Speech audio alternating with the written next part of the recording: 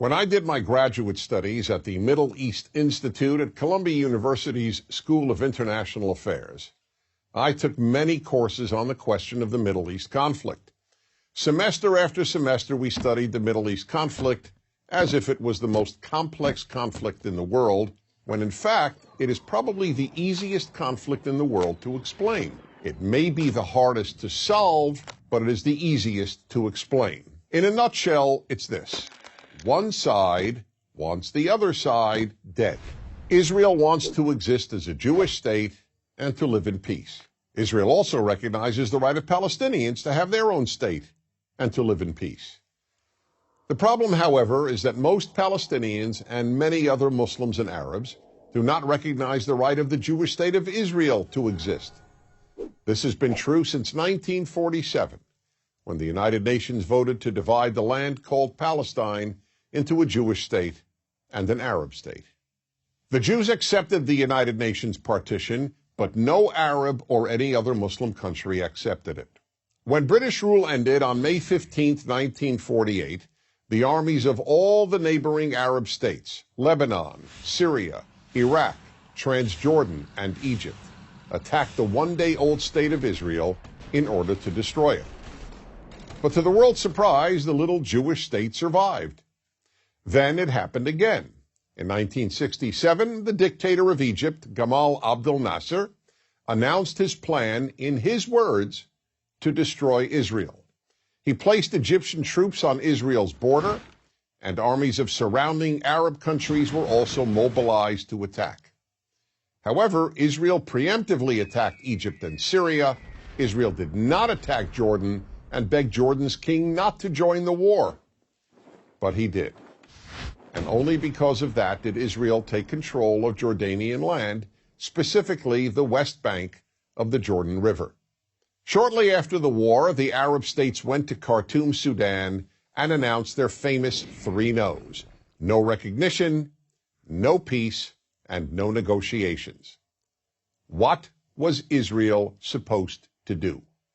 Well, one thing Israel did a little more than a decade later in 1978 was to give the entire Sinai Peninsula, an area of land bigger than Israel itself and with oil, back to Egypt, because Egypt, under new leadership, signed a peace agreement with Israel. So Israel gave land for the promise of peace with Egypt, and it has always been willing to do the same thing with the Palestinians. All the Palestinians have ever had to do is recognize Israel as a Jewish state and promise to live in peace with it.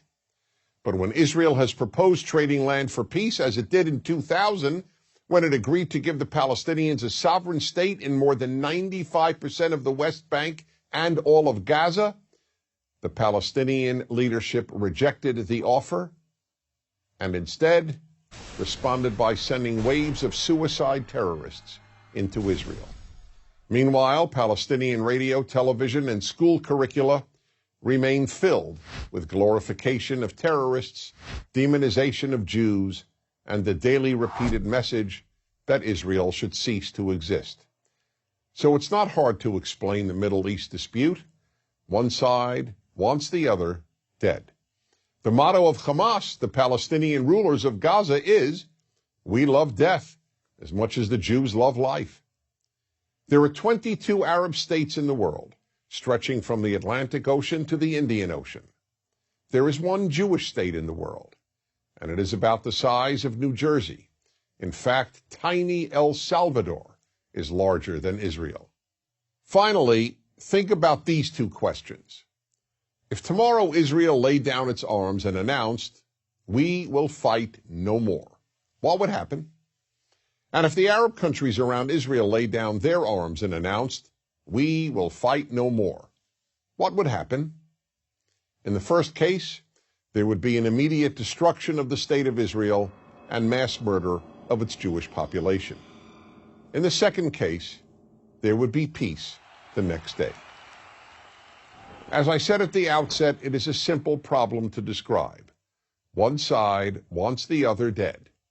And if it didn't, there would be peace. Please remember this.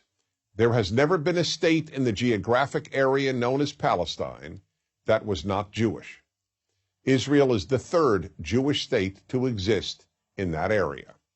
There was never an Arab state, never a Palestinian state, never a Muslim or any other state. That's the issue. Why can't the one Jewish state the size of El Salvador be allowed to exist? That is the Middle East problem. I'm Dennis Prager.